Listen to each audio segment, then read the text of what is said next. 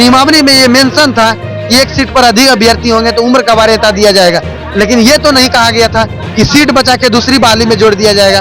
तो अभी भी हम उम्मीद करते हैं, हम अपने माननीय मुख्यमंत्री नीतीश कुमार से, माननीय उप मुख्यमंत्री तेजस्वी यादव से, बिहार के शिक्षा मंत्री प्रोफेसर चंद्रशेखर जी से हम गुजारिश करते हैं कि आप लोग नेता हैं, आप लोग बिहार को देख रहे हैं, बिहार को चला रहे हैं, कम से कम इतनी बड़ी गलतियों पर आप जरूर ध्यान दें। नमस्कार, मैं अभिषेक और आप देखना शुरू कर चुके हैं इनसाइड प्रेस। मैं अभी मौजूद हूं पटना के गांधी मैदान में, गांधी मूर्ति जी के नीचे। देख सकते हैं, जैसा कि मैं बता दूं कि सरकार इतनी आनन फानन में है नौकरी देने के लिए कि देखिए बीपीएससी शिक्षक अभ्यर्थी जो है यहाँ पे आए हुए हैं और बीपीएससी शिक्षक अभ्यर्थी जो है कि क्या कुछ कहना चाहते हैं, क्या कुछ समस्या ये है कि हम लोग एक शिक्षक अभ्यर्थी हैं सर, और बिहार लोक सेवा आयोग द्वारा शिक्षक भर्ती परीक्षा के लिए हम लोग फॉर्म अप्लाई किए थे और हम लोग पास भी हैं। और पास नहीं है हमारे जो जैसे कि 60 नंबर पर लड़के नौकरी कर रहे हैं और 60 नंबर पर हम लोग डेट ऑफ बर्थ से छंट गए हैं, जबकि सीट अभी भी 5000 के आसपास प्राइमरी में लगभग हम अखबार के माध्यम से, न्यूज के माध्यम से अभी भी खाली है। और हम लोग कुछ लड़के जो हैं डेट ऑफ बर्थ से छंट गए हैं, तो कम से कम उस सीट को भरिए। बीपीएससी के चेयरमैन जो बिहार लोक सेवा आयोग के चेयरमैन अतुल प्रसाद है, उन्होंने प्रेस मीडिया में और खुल के बोला था कि जो भी ड्रॉप आउट होंगे, डिस्क्वालीफाई होंगे और मल्टीपल रिजल्ट होगा, उन सभी सीटों पर हम पूरक परिणाम जारी करेंगे। उन्होंने केवल मल्टीपल पर पूरक परिणाम जारी करके ड्रॉप आउट और डिस्क्वालीफाई पर नहीं किया, जिससे कि हमारा एक सीट पर अभी खतरा बना हुआ है और हम लोग लगातार परेशान है, लगातार आंदोलन कर रहे हैं। आखिर में क्या करें हम अभ्यर्थी? आप सोच सकते हैं, जो लड़के 60 नंबर लाए थे वो अभी स्कूल में पढ़ा रहे हैं और 60 नंबर में हमें डेट ऑफ बर्थ से, यानी कि नियमावली में ये मेंशन था कि एक सीट पर अधिक अभ्यर्थी होंगे तो उम्र का वरीयता दिया जाएगा, लेकिन ये तो नहीं कहा गया था कि सीट बचा के दूसरी बहाली में जोड़ दिया जाएगा।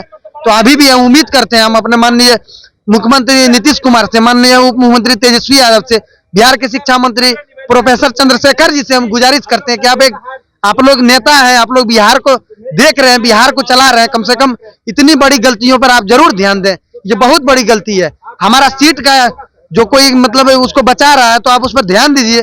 अभ्यर्थी जब है, क्वालिफाई अभ्यर्थी है, मेरिट वाले हैं, फिर उसको क्यों आप दूसरे बहाली में लेके जा रहे हैं? ये तो समझ से बाहर है। तेजस्वी यादव क्या कर रहे हैं आखिर में? उनके आरजेडी के शिक्षा मंत्री हैं, क्या ध्यान दे रहे हैं? शिक्षा मंत्री तो केवल रामायण और महाभारत कर रहे हैं, कुछ समझ में नहीं आ रहा शिक्षा मंत्री है कि रामायण मंत्री है। अब आप लोग अगला कदम क्या होगा? अगला कदम हम लोग को अगर इधर से न्याय नहीं मिलता है तो हम लोग न्यायालय का दरवाजा खटखटाएंगे, हाई कोर्ट से लेकर सुप्रीम कोर्ट तक लड़ेंगे, क्योंकि हम लोग के साथ अन्याय हुआ है। पर्चे क्या है? हम बांका जिला से आए हुए हैं सर, मेरा नाम धीरेन्द्र कुमार है। देखिए और भी लोग हैं, उनसे बात करते हैं और जानने की कोशिश करते हैं। क्या कुछ समस्याएं हैं, क्या कुछ समस्याओं को लेकर गांधी मूर्ति के हम लोग की समस्या ये है कि भाई हम लोग बीपीएससी क्वालिफाइड शिक्षक अभ्यर्थी हैं और सेम कट ऑफ के बावजूद भी हम लोग बाहर हैं। एक सेम कट ऑफ वाला जॉब कर रहे हैं मेरे भाई, और हम एक जो है जो डेट ऑफ बर्थ की वजह से बाहर हैं। और एक कारनामा है, इन गवर्नमेंट हो, बीपीएससी हो या फिर शिक्षा विभाग, जो भी हो, इनकी वजह से हम लोग हैं, क्योंकि सीटेट फेल, डीएलएड फेल वालों को इन लोगों ने बिना डॉक्यूमेंट वेरिफिकेशन के इन्होंने अपॉइंटमेंट दे दिया। उसके बाद तो वो लोग कहीं ना कहीं छट ही गए। अपॉइंटमेंट देने के बाद भी उसकी वजह खामियाजा हम लोग को भुगतना पड़ रहा है, क्योंकि हम लोग मुख्य रूप से जो सही डॉक्यूमेंट हम लोग के पास है, हम लोग बीपीएससी क्वालिफाइड भी हैं, फिर भी हम लोग इसकी वजह से बाहर हैं। तो सर से हम लोग का आग्रह है कि सर एक बार प्लीज हम लोग को भी ध्यान दीजिए कि जो भी डेट ऑफ बर्थ वाले हैं कम से कम उनको सिलेक्ट कर लिया जाए। एक बार पुनः अभी सीट बचा हुआ है, नियमावली में तो लिखा हुआ था ना कि डेट ऑफ बर्थ अगर एक से ज्यादा सीट होगा तो। जी हाँ, लिखा हुआ था सर, बिल्कुल लिखा हुआ था, लेकिन बात यह भी था, उन्हें बताया थे अतुल सर कि मल्टीपल रिजल्ट हो या फिर इन एलिजिबल कैंडिडेट हो, जो ड्रॉप आउट होंगे उन पे हम सप्लीमेंट्री रिजल्ट जारी करेंगे।